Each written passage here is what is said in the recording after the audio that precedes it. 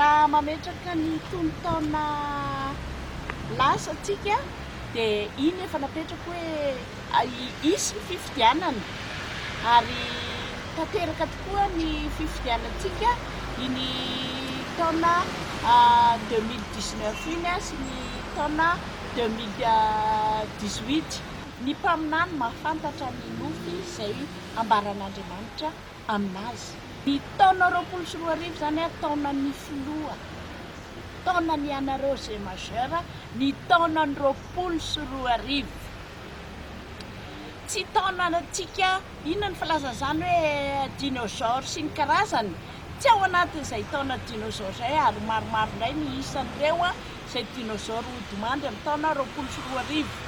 Fa ny taona ny 2021 taona ny majeur indrindra fa taona ny sy ny andro ny président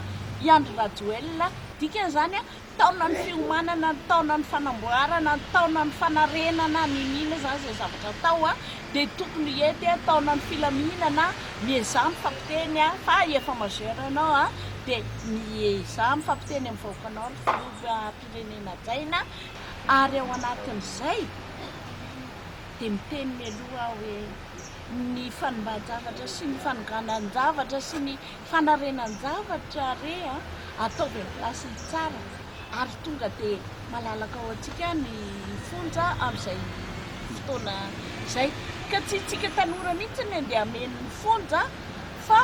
olona manakanja daholo indray no hiditra ao anatin'izay laklen'ny figadrana izay ary mametraka amintsika koa hoe inona ny tokony atao. Jereo ny fady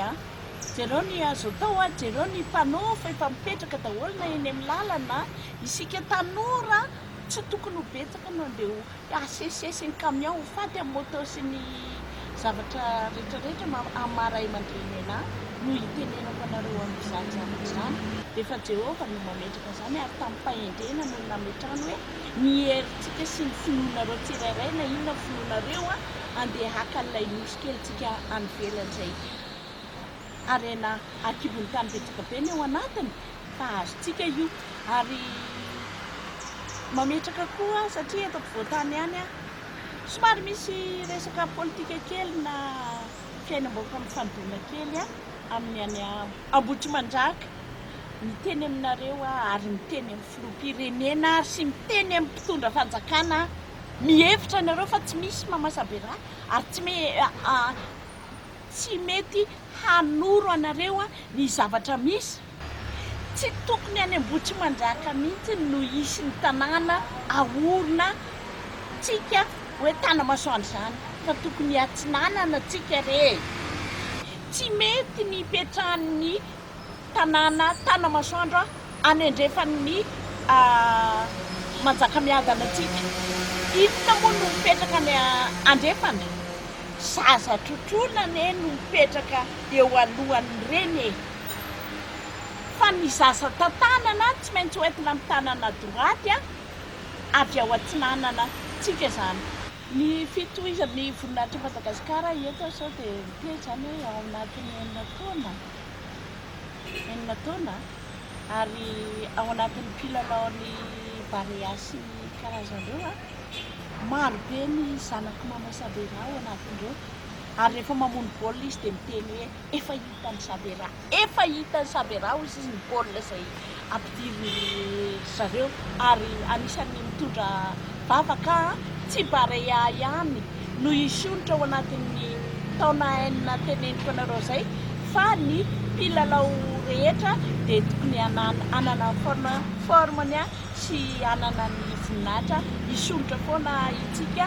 Ny hafatra farany ho an'ny vahoaka malagasy dia mipetraka hoe atsangano ny vatomásina izay tokony atao Mahamasina ho an'ny mpitondra fanjakana izay. Ny hafatra farany ho an'ny vahoaka malagasy dia mahaiza mandinika ny soratra masina. Dinio tsara mihitsy ny soratra masina fa aza variana hoe omeo angataka izay fangatana amin'ny mpitondra fanjakana amin'izay zavatra misy satria hozy izy Jehovah hoe mitsitsina aza ahiny Jehovah izay Jehovah nametraka ny filoham-pirenena teo amin'ny toerana ary tsisy atahoran'ny filoham-pirenena ny zavatra izay ajony fa mitsitsina aza iny a apetraka voko malagasy Jehova nanao an'izay ary ny finoana no atanjao a sa manana finoana tsika hozy izy ny filoham-pirenena dia ny apetrako aminareo amin'ny finoanareo koa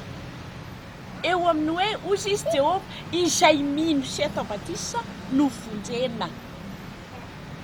izay manana finoana dia manaiky ny ataobatisa no vonjena amintsika vaoaka malagasy no ametraka amin'izay ampahindrena amin'ny anaran-Jehova.